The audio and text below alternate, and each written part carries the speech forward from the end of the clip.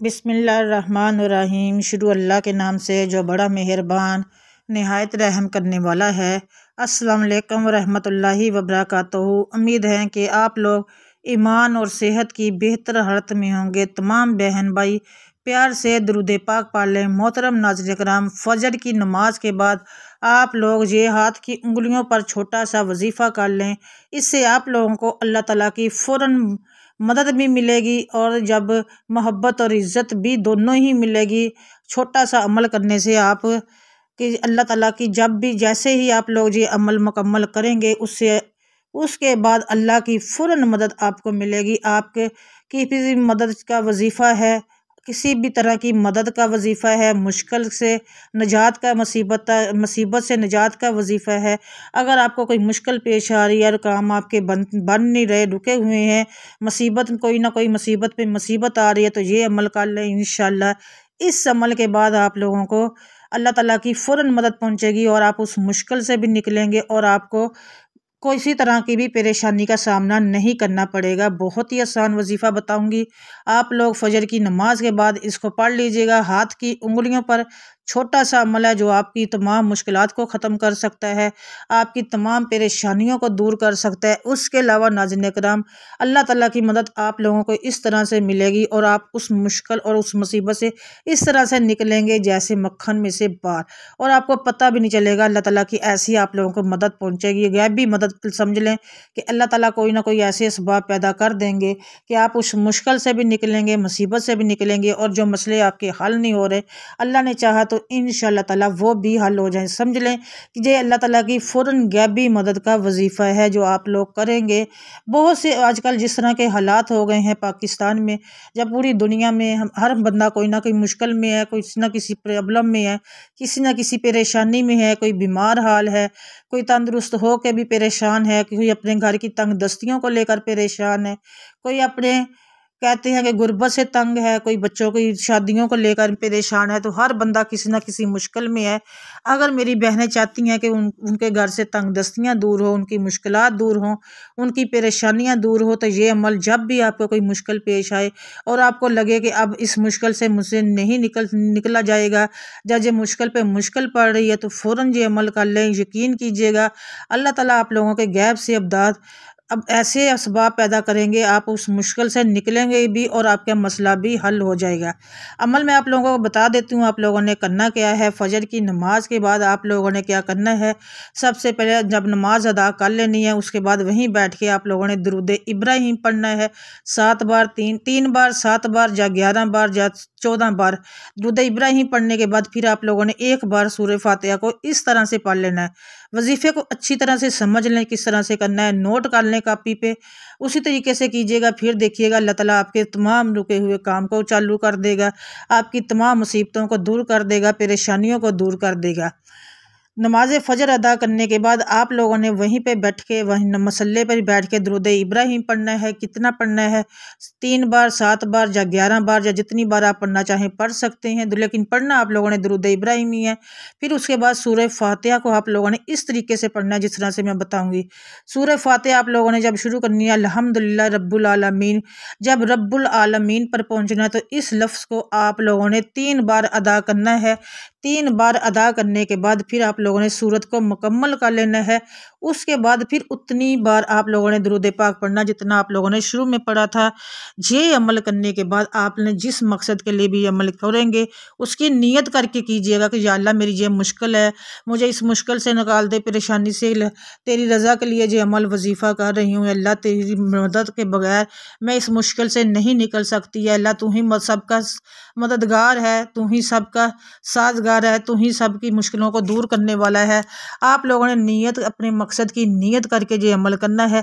1 बार करें, 2 बार करें, 4 बार करें, 6 बार करें, जितनी भी मुश्किल परेशानी आपकी होगी इंशाअल्लाह अगर अल्लाह ने चाहा तो वो दूर भी होगी और आपको फौरी मदद भी अल्लाह ताला की तरफ से मिलेगी। ये बहुत ही पावरफुल और मुजर्रब वजीफ़ा है। जब जब आप अल्लाह की बारगाह में किसी मकसद को लेकर, किसी भी मसले को लेकर अल्लाह की बारगाह में हाजिर होंगे तो यकीन कीजिएगा उसी उसी वक्त अल्लाह ताला गैब से ऐसे असबाब पैदा कर देंगे। आप जिस मकसद के लिए, जिस हाजत के लिए इस अमल को करेंगे, अल्लाह ताला उसमें आप लोगों को 100% कामयाबी देंगे और फौरी गैबी मदद भी पहुँचेगी। आसान सा अमल है, आप लोग तमाम लोग कर सकते हैं, मुश्किल नहीं है। छोटे छोटे अमल होते हैं, छोटा छोटा वजीफ़ा होता है। ये लोग आप लोग जिस तरीके से बताएं उसी तरीके से किया करें और अल्लाह की ज़ात पे तवक्कुल और भरोसा रखते हुए जब अमल करेंगे तो इंशाल्लाह तब आपको कामयाबी मिलेगी। कोई भी अमल, कोई भी वजीफ़ा जब करना हो तो जब भी किया करें कोई वजीफ़ा या कोई अमल, तो पहले अपने मकसद की नीयत कर लिया करें कि अल्लाह मैं इस मकसद के लिए इस अमल को कर रहा हूँ या कर रही हूँ। अल्लाह तू ही हम सब की मदद करने वाला है, तू ही हमें मुश्किलों से निकालने वाला है। उसके बाद अपने मकसद की नीयत करें कि अल्लाह मैं इस मकसद के लिए, इस काम के लिए ये अमल, ये वजीफ़ा कर रहा हूँ या कर रही हूँ। अल्लाह तू ही हम सब की मुश्किलों को दूर करना है और अल्लाह मैं तेरी रज़ा, तेरी तुझ पे ही तवक्कुल करके इस अमल को करने लगी हूँ या कर रही हूँ। तो अल्लाह मुझे तूने इसमें कामयाबी देनी है, हमारी मुश्किलों को आसान करना है, परेशानियों को दूर करना है और मुझे इस अमल से 100% कामयाबी मिले। मेरी तमाम मुश्किलात दूर हो जाएं, मेरी तमाम हाजतें पूरी हो जाए। जिन कामों में रुकावटें आ रही हैं, परेशानियाँ आ रही हैं, अल्लाह तो अपनी रहमत की सदके हमारी रुकावटों को दूर कर दे, परेशानियों को दूर कर दे, हमारी तमाम मुश्किलों को हल कर दे। अगर कोई बीमार हाल है तो अल्लाह उनको सेहत और तंदुरुस्ती वाली ज़िंदगी दे। अगर किसी के बच्चे बच्चियों के रिश्तों में रुकावटें आ रही हैं, परेशानियां हो रही हैं, अल्लाह उनकी रुकावटों को दूर कर दे, बच्चों के नेक असबाब पैदा कर दे, बच्चे बच्चियों को अपने नेक असबाब अपने घरों का कर दे। अल्लाह उनको अपने घरों में खुशहाली अता कर।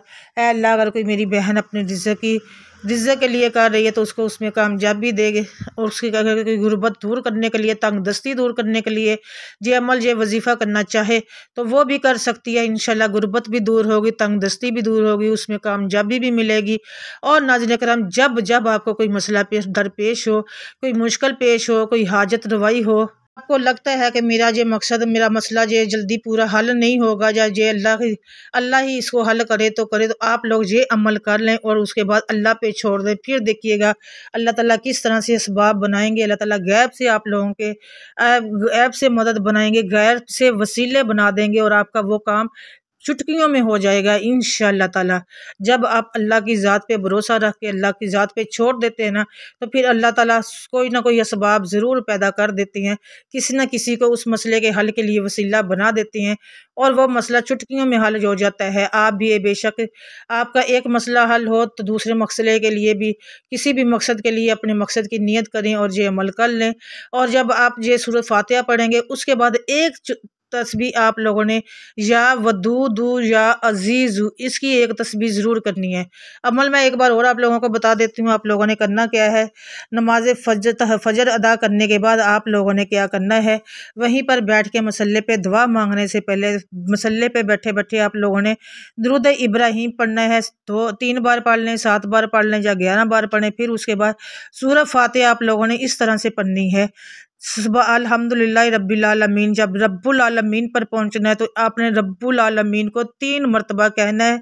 उसके बाद सूरत को मुकम्मल कर लेना है। सूरत मुकम्मल करने के बाद फिर आप लोगों ने उतना ही दुरूद पाक फिर पढ़ना है। दुरूद पाक पढ़ने के बाद फिर एक तस्बीह आप लोगों ने या हाथ की उंगलियों पर या वदूदू या अजीज़, या वदूदू या अजीज़ को एक तस्बीह करनी है और उसके बाद फिर आप लोगों ने दुआ मांगनी है कि ए अल्लाह, मैंने इस मकसद के लिए ये अमल किया, ये वजीफ़ा किया, मुझे इसमें कामयाबी दे। मुझे मेरी मुश्किलों को दूर कर, मेरी परेशानियों को दूर कर, मेरी जो भी नेक हाजात है ए अल्लाह उन पे कुन फरमा दे। अल्लाह हम सब के रुके हुए कामों को अल्लाह तेरे ही ज़रिए से तू ही उनको चलाने वाला है, हमारी तमाम परेशानियों को दूर कर दे। यकीन कीजिएगा अपने जिस मकसद के लिए भी ये अमल करेंगे आपको उसमें कामयाबी मिलेगी। और जब हम अल्लाह की ज़ात पे तवक्कुल और भरोसा रखते हुए कोई अमल, कोई वजीफ़ा करते हैं तो फिर वो अल्लाह उसके कोई ना कोई गायब से असबाब पैदा कर देते हैं और वो काम हो जाता है। आप लोग भी, अगर आप लोगों के कोई कारोबार के मसले हैं, वो चल नहीं रहा, तो आप ये वजीफ़ा कीजिएगा, इंशाअल्लाह कारोबार चलेगा, नहीं दौड़ेगा और आपके घर से की जो भी तंग दस्तियाँ होगी वो ख़त्म हो जाएंगी। इंशाअल्लाह अल्लाह रिज़्क़ की फरावानी करेगा, गुर्बत दूर होगी, तंग दस्ती ख़त्म होगी, खुशहाली आएगी। जिस मकसद के लिए भी करें इस अमल को ज़रूर कीजिएगा, इंशाअल्लाह इसमें आप लोगों को बहुत कामयाबी मिलेगी।